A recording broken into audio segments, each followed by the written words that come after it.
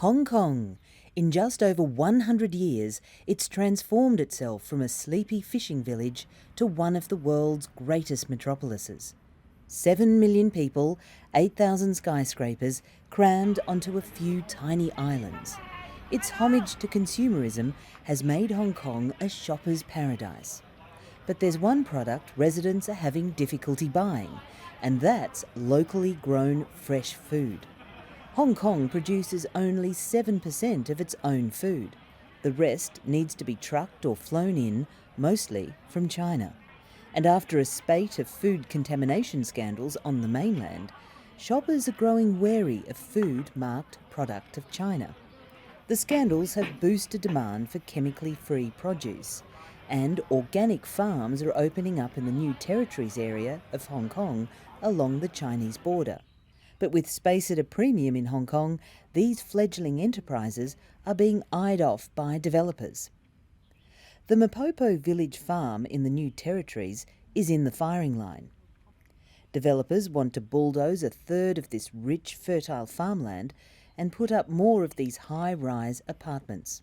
So right now we want to convince more people and then tell them more about the new development and trying to save this place and our food in Hong Kong. Everything grown on the farm is organic. The villagers make their own chemical-free compost and fertilisers and sell their produce at a weekly farmers market. The villagers are fighting to save their farm and their livelihood, but it seems the plan is almost certain to be approved by a government that has development fever. It's a story repeated wherever developers meet farmers.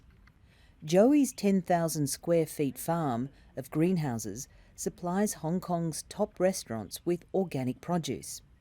I think they are getting more concerned about what's inside the food. I think they like organic farm produce. Yeah. In a country that worships at the altar of development, becoming an organic farmer has been an unexpected spiritual journey for Joey. The lifestyle, because you get close to nature, you will get the rhythm from nature. You will be more humble, actually. But as precious farmland on the ground disappears, a band of innovative growers is going up, building vegetable gardens on the rooftops of the city's skyscrapers. Osbert Lam started the Eco Mama rooftop farm a few years ago.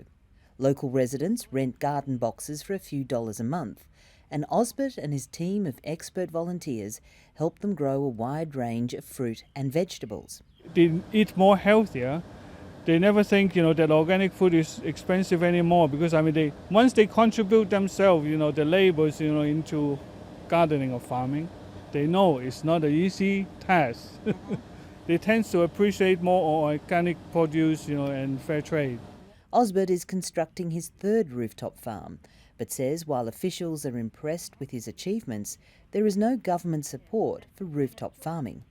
Local celebrity chef Margaret Wu, who also runs her own farm, wants the government to take the issue of food safety and food security more seriously. Right now, how I feel is that the government is not doing enough promotions and marketing to explain to people what sustainability and organic growing and ecology.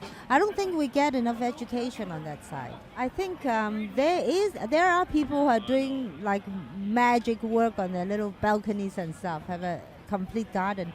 I think it's a good place to start doing that, like places in New York where it's crowded and there's not a lot of, people live in apartments.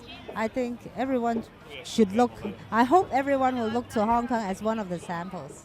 Margaret believes Hong Kong can become a world leader in organic sustainable food production as long as developers are kept in check.